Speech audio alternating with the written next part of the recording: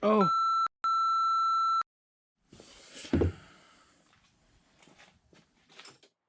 Welcome back to the shop. As you can see, I spent a little bit of time getting the saddle on the K&T cleaned up and repainted. One of the things I didn't record, and I kind of wish I would have, was the removal of all of the old oil wicks that were in all these different holes in the saddle. I only say that because at times it was rather humorous. I was using compressed air to blow some of this stuff out. I still have remnants of them on my ceiling. But there's still some passages that I wasn't able to easily get to that I'm going to have to remedy here today. And to make it a little easier to understand, I put together some graphics here that might shed some light on how these oil passages are routed. In the center of the saddle here is an oil reservoir. On either side of the reservoir, there are two brass down tubes. Now, coming out of these originally were some felt wicks that came up out of these tubes and then laid in the pool of oil inside this reservoir. Those down tubes intersect with a couple of passages that are drilled in from the back of the saddle. And then there are additional passages that are drilled in from the top of the ways that meet up with those horizontal passages. This view from the side will help me describe some additional holes that we can't see. These lines represent one of those brass down tubes as well as one of the horizontal passages that's drilled in from the back. There's another passage that's drilled in from the right that meets up with one of those horizontal passages coming in from the back. And there's again one more passage that's drilled in from the back of the saddle.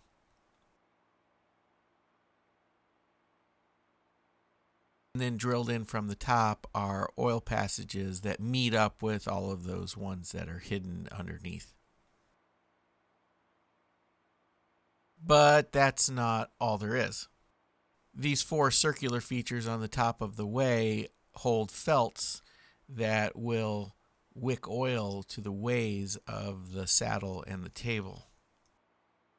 And then these two passages are drilled into two of those felt pads and feed oil down to the underside of the saddle for the top of the knee. And all of these passages all need to have felt running from them all the way back to the reservoir. On top of all those felt passages, there's these here that drip oil onto the inside, dovetails, as well as this passage which drips oil onto the table power feed shaft. I was able to get some new felt cord from McMaster Carr. I'm going to somehow have to fish this cord between this oil reservoir and each of those oiling points that we pointed out before. And from what I understand, each of these outlets need to have a felt run from the outlet all the way back to the reservoir. There can be no breaks down inside those passages. In order to do all this felt fishing through here, I'm going to have to expose the passages that are covered up by this plug, this plug, this plug, and this plug. I'm going to get started here with just a Scotch-Brite tool on the end of my angle die grinder here so I can expose the circumference of the plug. I'm going to drill this out completely, and I need to make sure I get into the center of this thing as close as I can. I have a center punch here that I'll use to try to start a drill center. I'll start with a smaller bit and then work myself up to the 3/8 inch size of the plug.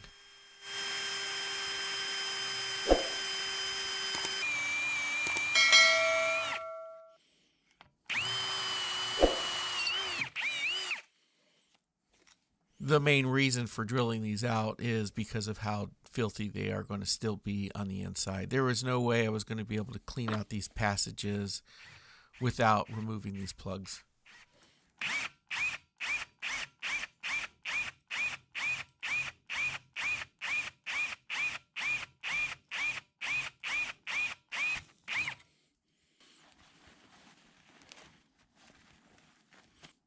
Moving up to the 3/8 inch drill bit now.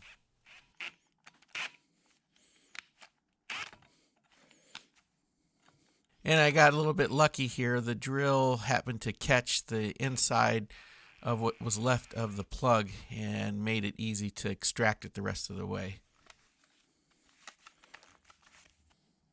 Well, 1 down and 3 to go, so I'll repeat the process here on the second hole.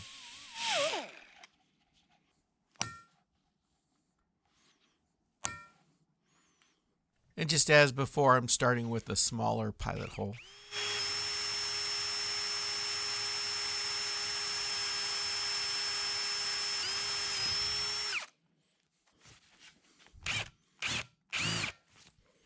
And then moving up to the larger size drill bit right away.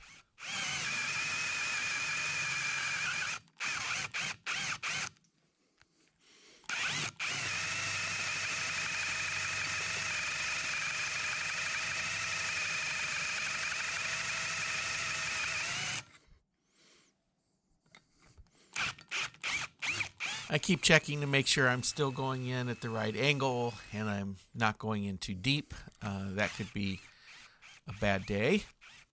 But it also seems as I start chipping away at bits of the plug that the metal in the plug is catching on the end of the drill bit, and I'm really a little worried that I might break this bit.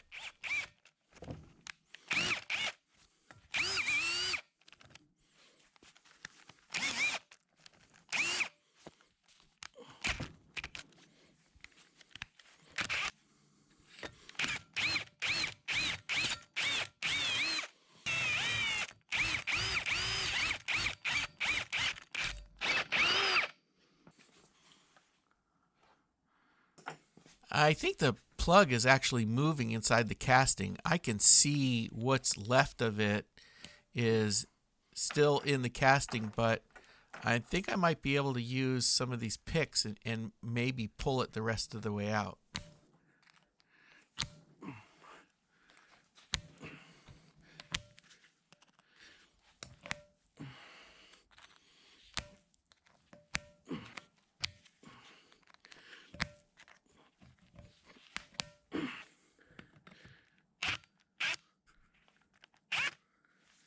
Well, I can see a little bit of that plug poking out, and a pair of pliers grabbed on the edge of it brings it out the rest of the way.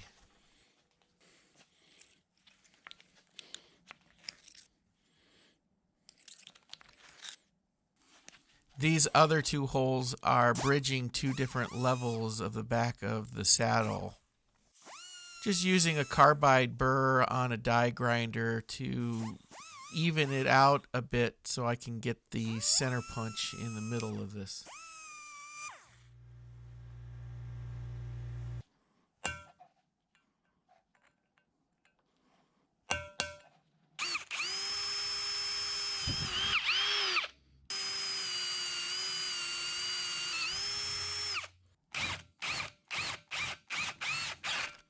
Yeah, this one's getting grabby on me just like the second hole did. The first one went really smooth. If you have an idea why these bits are grabbing like this, leave a comment down below.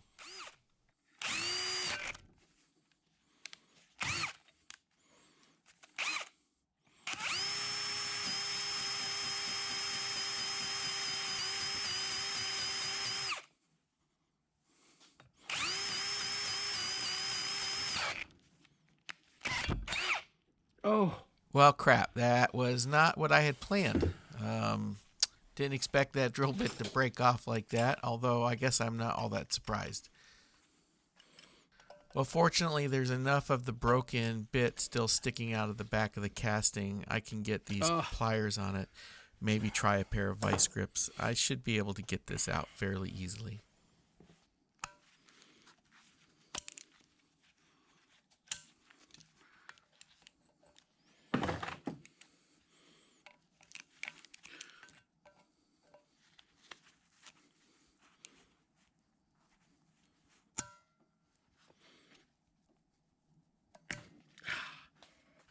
Well, luckily that piece of broken bit came out fairly easily, but I still have the remnants of that plug still in there that I need to drill the rest of it out.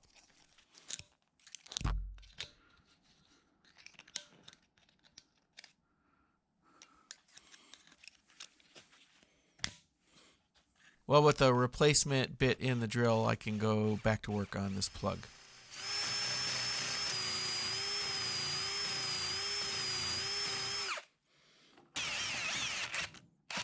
And the biggest problem I have with this plug right now is I've pushed it back so far into the passage that it could be clogging up oil routes up to the ways, so I have no choice but to get it out.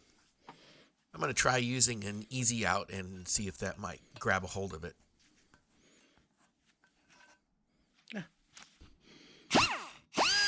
Well, just like the third hole, I need to use a carbide burr here to give me a flat spot on the fourth hole.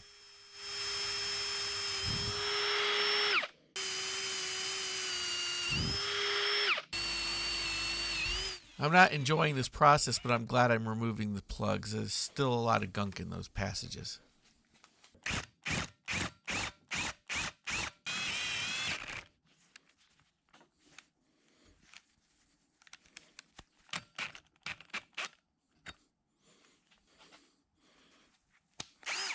Still having trouble with the grabbiness of this material. In hindsight, being 2020, I think maybe what I should have done is just drilled and tapped these plugs for like a quarter 20 bolt and then stuck a slide hammer and see if I couldn't have just pulled them out. And considering I just broke a second bit and that one's in there deep, I'm really wishing I would have just drilled and tapped these for a quarter 20 bolt and stuck a slide hammer on it. This one's in deep. I can't get a pair of pliers on it easily. This is going to take a little bit of thinking.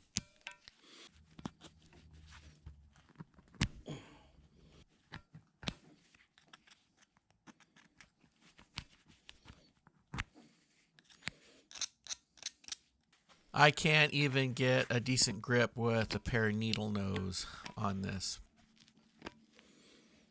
I've never seen this done before, but I figure it's worth a try. I'm going to take a couple of nails and see if I can't stick them down into the flutes and then put a plier on the nails and see if I can't spin this drill bit out of here.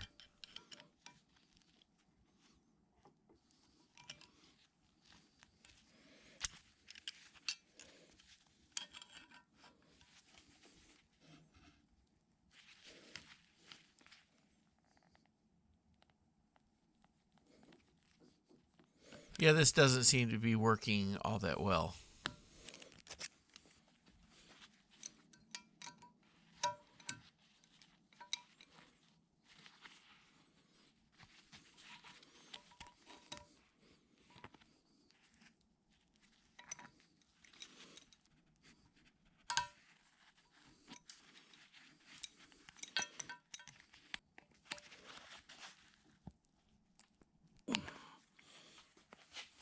I had another thought of, can I just use a punch and maybe shatter the drill bit even more and just pick out the pieces? Even though this really wasn't working anyway, this really seemed like a bad idea. I decided to go back to the idea of using the nails and twisting it out, but I this time used a hammer to get them actually into those flutes a little deeper. There's only maybe a half of an inch of a drill bit still stuck in there.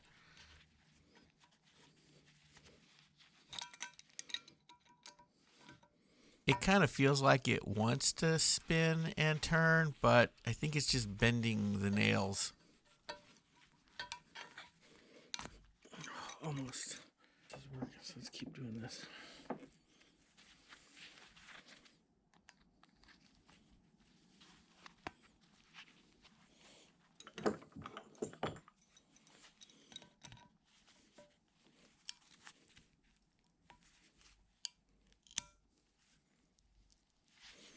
Oh, it was working. It actually did loosen up the fragment a little bit, so we'll try it one more time.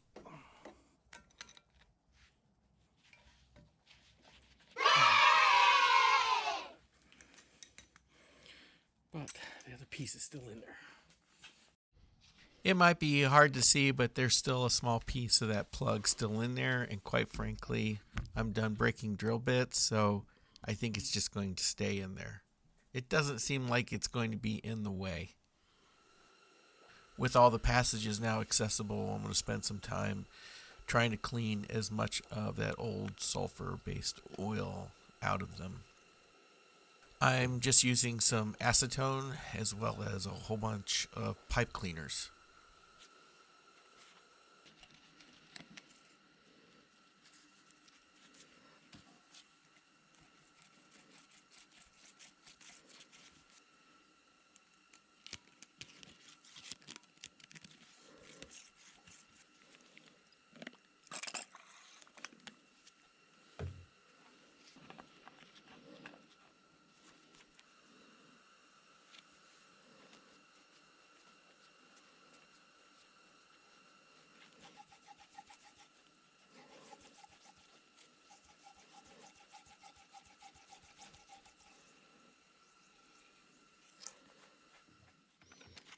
With all the passages clean, I need to now drill and tap these holes for a set screw. I'm tapping these for a 1/2 inch by 20 thread set screw that's about 3/8 of an inch long. I would have rather have gone to 7/16 instead of up to a 1/2 of an inch, but I couldn't find any 7/16 20 set screws anywhere local. I could find the 1/2 inch ones at my local Ace Hardware.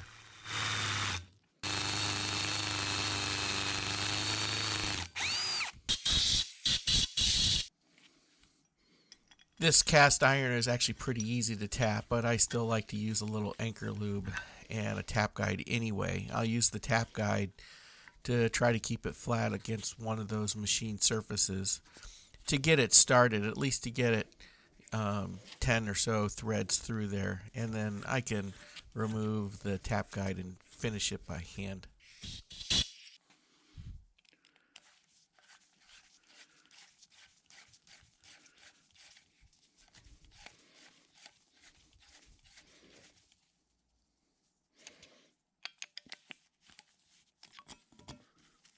Well, we have this one hole left to tap on the side of the saddle, and I think that's going to be it for this video.